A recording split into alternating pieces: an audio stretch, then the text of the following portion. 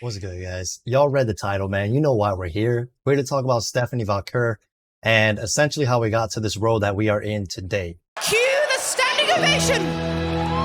What an amazing moment. We are blessed.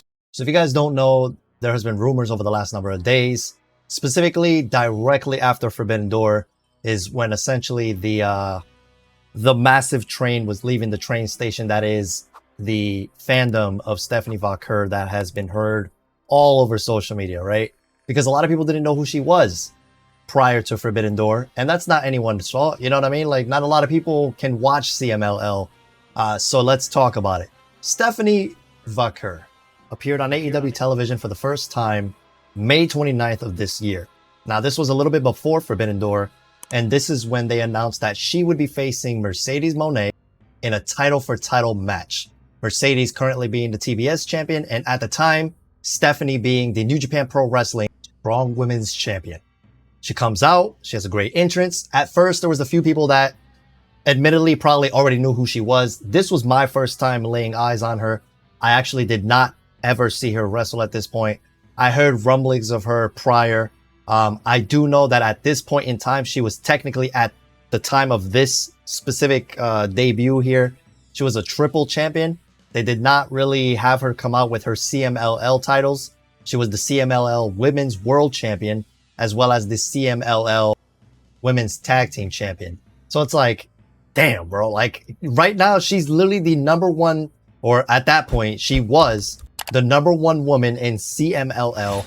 And she was literally one of the top women in New Japan Pro Wrestling as well, because she was active on both rosters. We fast forward to the end of June, where she has her in-ring debut as far as AEW is concerned. And she went on to face Lady Frost. Now, I was really interested in watching this match because, again, like I just told you guys, I've never actually seen her wrestle up until this point. So I was like, I feel like if New Japan is going to have her be a champion, she's got to be at least decent in the ring, because New Japan takes their wrestling very seriously. So I'm like, all right, let's go ahead and watch her. Now, in this match between her and Lady Frost, at first, it didn't really seem like they were clicking very well. There were certain instances where they were like off tempo with one another, but as the match progressed, you know, Stephanie started doing her thing. And props to Lady Frost, because Lady Frost has a solid match with damn near everybody. So Mercedes was out there scouting, you know, everything else right now, everything's fine. At this point in time, when I saw her match against Lady Frost, my perception of the situation was, okay, if I were a betting man at this point in time, right? Because keep in mind, it's the end of June. I'm like, I really feel like after she has her match with Mercedes tomorrow, I genuinely feel like she might sign with AEW. I didn't know at the time how long she had in her CMLL contract. I didn't know how CMLL operated as far as allowing some of their top talent or talent in general to take larger offers in American-based wrestling companies such as TNA, AEW, and WWE. I didn't know how much time she had left in the contract. I didn't know squat about nothing with this woman. The only thing I knew was that I wanted to see her wrestle Mercedes, because Mercedes is literally my favorite women's wrestler currently. I was like, if there's anybody who can get Stephanie to where she either wants to be or is going to be, it's going to be Mercedes, because Mercedes can have a banger with anybody, and I stand on that. I stand on that. It is what it is. So I'm like, all right, we get to Forbidden Door. They have a crazy great match. Mind you, this match was literally, not only was it title for title, which we already knew, but it literally happened the day after her collision match against Lady Frost. So I'm like, okay, she did all right against Lady Frost, but I would assume that she'll do a hell of a lot better against Mercedes Moné. That was my perception, right? And then I still thought like, okay, and she might also even be AEW bound. And the reason why I say this is because the original plan was to have Mercedes win the New Japan Strong Women's Championship anyway before she got injured in her match with Willow, which is why I found her story with Willow so interesting when Mercedes beat her for the TBS Championship. But we fast forward, right? In one way or another, New Japan just wanted Mercedes to hold the Strong Women's Championship. And I would argue that Mercedes getting injured essentially gave this domino effect of events that have occurred recently for Stephanie herself. Because now she became Strong Women's Champion. She was eligible to now face Mercedes at a Forbidden Door AEW pay-per-view, which is one of their best pay-per-views of the whole year. There's a lot of eyes on this specific pay-per-view. Now, it would be ignorant of me to assume that WWE does not watch these things because I know for a fact that they do. They probably wanted to see how Mercedes would bounce back because I would imagine not a lot of them probably saw her match against Willow. They probably wanted to see what's going on with Stephanie. Who is this woman, right? That's what a lot of people's perception was. A lot of people did not even know she wrestled in general. Like, nobody knew who she was up until Forbidden Door. And I can't say nobody, but a lot of people. So I'm pretty sure WWE watches all formats of wrestling. That's how they acquire who they acquire. To the extent that others do, I doubt it. They probably just watch the big pay-per-views and then they go from that. So we get to this match. They have an exceptionally well match. Great match. Mercedes wins. Steph drops the title. Here we go a couple days later. There starts circulating rumors with her going to WWE. And I'm like, what? Like, I really, like, usually Tony's literal MO is, oh, that person had one good match, I'm going to sign them. You know, that's typically his MO. So I'm like, okay, WWE, I'm interested because I really feel like she could excel there. And then I found out that she did a tryout in 2018 with WWE. And I'm like, interesting. She didn't get hired, but I feel like, again, this was a blessing in disguise. Her ultimate dream was obviously to always go to WWE. That's her end game, right? And she was able to achieve this literally just 6 years. She went out there, became one of the best wrestlers walking, literally walking the green earth, right? And proving so, having her all those eyes at Forbidden Door, I feel like this was all part of the plan. Once she realized that she could have this opportunity against Mercedes at Forbidden Door, she knew, like, okay, I feel like a lot of people are going to be watching me here. If I play my cards right, I could probably get signed by either AEW or WWE, which would be my dream. Sure enough, she was at NXT Heatwave per a report from Fightful. Shawn Michaels then officially confirmed it on social media, saying that this was after Vaquer dropped the New Japan Strong Women's title to Mercedes Moné at Forbidden Door last month, that she had been praised leading into and coming out of the bout. And while speaking with the Wrestling Observer Radio, Dave Meltzer noted that CMLL and New Japan Pro Wrestling were apparently upset with how Vaquer handled her departure, as she had planned dates with them and other promotions that she canceled to go to WWE. Now, here's where I was thinking, right? I don't think WWE would alter the dates. I feel like they would allow her to finish them. So I don't think WWE would be like, hey, you're not working these dates because you're signed here now. If anything, I feel like they would be flexible with her and allow her to finish the dates. So maybe she took it upon herself to not want to be injured heading into the new company or taking a chance of being injured, right?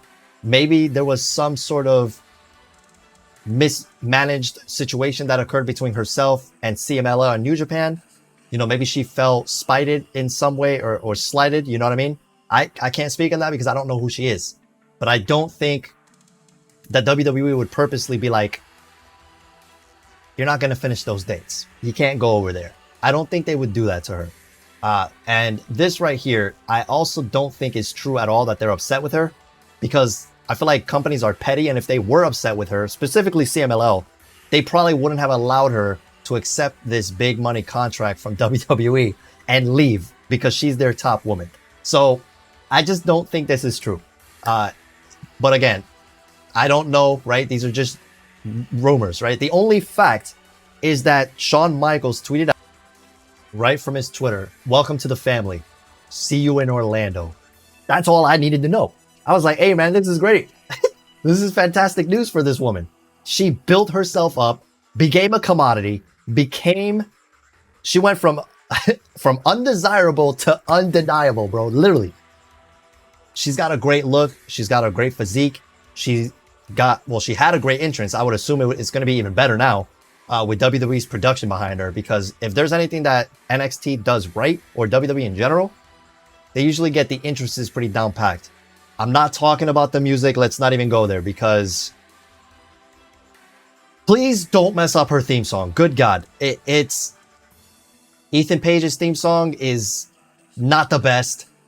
Whatever the hell they gave Braun Breaker before this new theme song that he has now, which is a lot better, by the way. Before he had that, the second theme song he had when he first debuted on the main roster, my God, that theme song was terrible.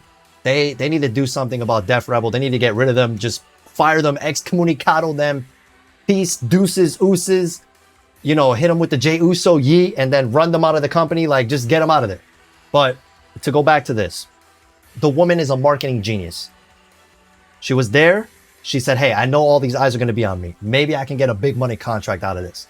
I guarantee you this woman is not, or was having the foresight to be like, okay, I know one of them is going to hit me up after this. And again, as I said, CMLL was already accepting of allowing a lot of their stars to take these contracts for US-based companies. If they weren't, they wouldn't have allowed her to go. And before she was even signed with WWE, Fightful Select was confirming that she had talks with both AEW and WWE. And that they both offered her the best that they can offer, right? She is not signed with AEW, obviously, but she was close to signing a deal there. Like I said, they probably offered her sign like right after Forbidden Door. And she was like, boop. And then they maybe talked with her more and kept interest, as they said here, as both companies have maintained interest, right? But the way that I look at it, NXT is going to have, oh my God, NXT is going to be so overpowered when they go to the CW later this year. Good God. They're going to have Julia. They're going to have Stephanie. They got Jasmine down there cooking, who's relatively new, but she's been doing really well. They have Roxy. Cora Jade is coming back. They got Sol Ruka. They have Fallon Henley, who recently just turned heel and joined the stable with JC Jane and and Jasmine Nix, right? That stable is going to be money. They got Ava Rain doing a great job as, her on-screen GM. She's been doing great with that. My brain is literally fried right now because I'm thinking of all the possibilities that it's overwhelming my mind. Like, there's so many great women that they have in NXT right now that it's borderline unfair to the rest of the companies, to the rest of the rosters, to be honest with you. And don't even get me started on how WWE has botched Blair Davenport and Kiana James's debuts. I would have to make a whole nother video for that. Long story short, Kiana James had maybe 2 matches since she's been on the main roster, and then they just haven't done anything with her. Blair had 1, and then that was it. They haven't really showed her much. At first it seemed like Kiana was following around Adam Pearce, but then whatever. Again, whole nother video. Let me know if y'all want to see that. But to focus on this photo right here, good God. There's a very strong possibility. Oh, I forgot to mention Lola Vice, of course. Come on, now that's one of my favorites too. But the possibility that they could also even sign Jordynne Grace, which is a tweet from here from Punk's World. NXT's literally going to be cooking. Like, there's a pretty high possibility that they're going to sign Jordynne Grace as well, just because of the interest in how strong they made her look in defeat against Roxy, and the way that they essentially took care of her while she was in NXT. I think this TNA partnership is literally just for Shawn Michaels to figure out who he can take, which is more or less what AEW did with New Japan. I'm pretty sure Joe Hendry will also wind up signing with WWE, but that's neither here nor there. With that being said, thank you for watching. I am done yapping. Please comment down below any and all future video ideas you would like to see. Thank you for watching as always. Hope you have a blessed day. Peace.